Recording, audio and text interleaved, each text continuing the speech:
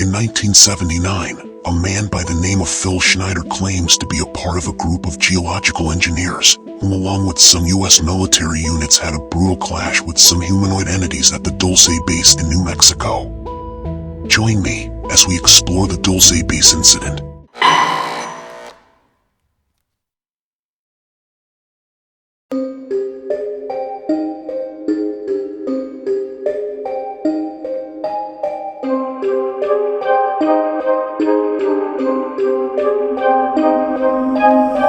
Beyond the dark side. Phil Schneider, a geological and structural engineer, was said to be employed by a government subcontractor to assist in the construction of a deep underground military base near the small town of Dulce, located on the Jicarilla Apache Indian Reservation.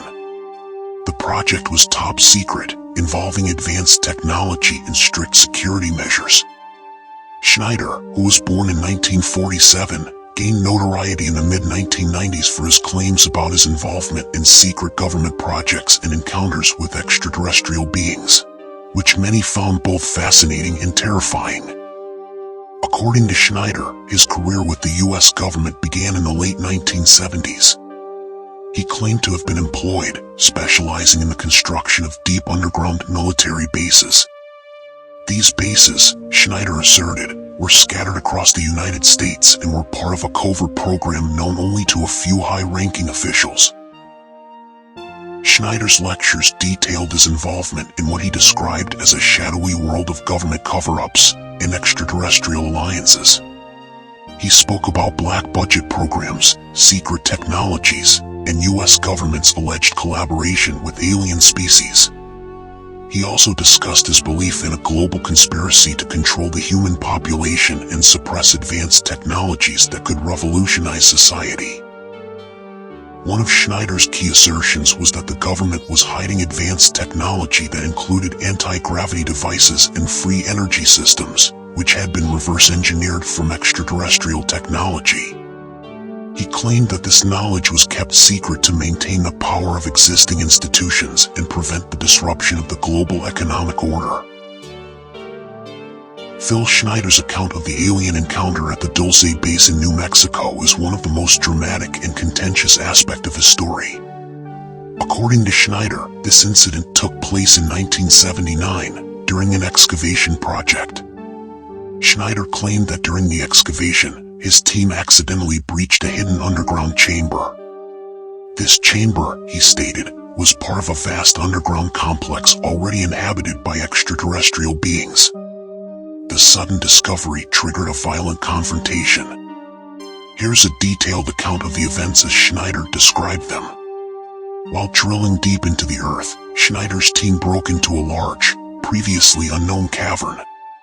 Schneider was one of the first to be lowered into the cavern to inspect it. As he descended, Schneider noticed a foul smell and a pervasive feeling of dread. Upon reaching the bottom, he was met with a shocking sight. Large, gray-skinned humanoid beings, approximately 7 feet tall. These beings, often referred to as gray aliens in UFO lore, had large heads and black, almond-shaped eyes. Schneider claimed that as soon as the aliens saw him, they became aggressive. He reached for his sidearm, a Walter PPK pistol, and opened fire, killing 2 of the creatures. However, the situation quickly escalated beyond his control. Schneider described the aliens as having advanced energy weapons. One alien allegedly fired a blue beam of light at Schneider, which struck him in the chest. The beam caused severe injuries, including burns and the loss of several fingers on his left hand. Schneider believed this beam was a form of directed energy weapon, capable of causing immense damage. Schneider claimed that immediately following the initial encounter, U.S. military personnel arrived at the scene.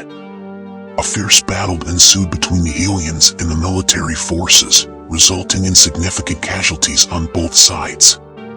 Schneider estimated that 60 humans and an unknown number of aliens were killed.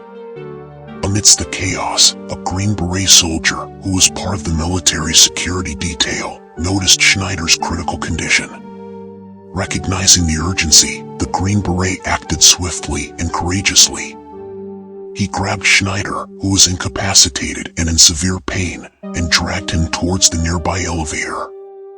As they reached the elevator, the Green Beret pushed Schneider inside and pressed the button to send the elevator up to a safer level. Knowing that the aliens were closing in, the soldier chose to stay behind. He positioned himself in front of the elevator doors, using his weapon to hold off the advancing extraterrestrials. The Green Beret's actions provided the crucial moments needed for Schneider to ascend to safety. Despite the overwhelming odds, the soldier continued to fire at the aliens, sacrificing his own life to ensure Schneider's escape. As the elevator doors closed and Schneider began to rise, he could hear the sounds of the battle below, aware that the soldier was fighting to protect him. Schneider later recounted this event, emphasizing the heroism and ultimate sacrifice of the Green Beret. According to him, the soldier's bravery and selflessness allowed him to survive the incident and share his story with the world. On January 17, 1996, Phil Schneider was found dead in his apartment in Wilsonville, Oregon. He was discovered with a rubber catheter hose wrapped around his neck. The official cause of death was ruled as suicide by strangulation. However, this conclusion has been widely contested by those who believe in his accounts and view him as a whistleblower. Many of Schneider's supporters and conspiracy theorists believe that he was murdered to prevent him from revealing more information about secret government projects and extraterrestrial encounters. They argue that several factors surrounding his death are suspicious. Schneider's death came after a series of public lectures where he disclosed detailed information about underground bases, black budget programs, and alien technology. He had also expressed fears for his life, stating that he had survived multiple attempts on his life in the past. He mentioned being shot at and having his car tampered with. Some find it hard to believe that Schneider, with his severe physical disabilities, with his missing fingers and injuries, could have managed to strangle himself with a catheter hose. Critics of the official ruling point out that there was no thorough investigation or autopsy conducted to explore other possible cause of death. They argue that the case was closed too quickly, without considering the potential for foul play. Schneider's ex-wife, Cynthia Dreyer, has publicly stated that she does not believe he committed suicide. She has pointed to various inconsistencies in the official narrative and has called for a more in-depth investigation into his death. Dreyer noted that some of Schneider's personal belongings, including documents and photographs, were missing from his apartment after his death, suggesting a possible cover-up. The official position remains that Phil Schneider died by suicide. Authorities did not find evidence to support claims of foul play or murder. The ruling is based on the physical evidence at the scene and the absence of indications of an external struggle or forced entry. The UFO and conspiracy theory communities continue to debate Schneider's death. Many consider him a martyr who paid the ultimate price for revealing hidden truths. Others remain skeptical of his claims and view the circumstances of his death as tragic but not necessarily conspiratorial. Phil Schneider's death, much like his life and claims, remains shrouded in mystery and controversy. His story continues to be a focal point in discussions about government secrecy, extraterrestrial encounters, and the lengths to which authorities might go to protect sensitive information. Do you believe Phil Schneider's claims about the Dulce Base and his encounter with extraterrestrials? Do you think the scars and injuries Phil Schneider showed during his lectures were proof of his encounters, or could there be another explanation? How do you interpret the alleged lack of thorough investigation or autopsy in Schneider's case?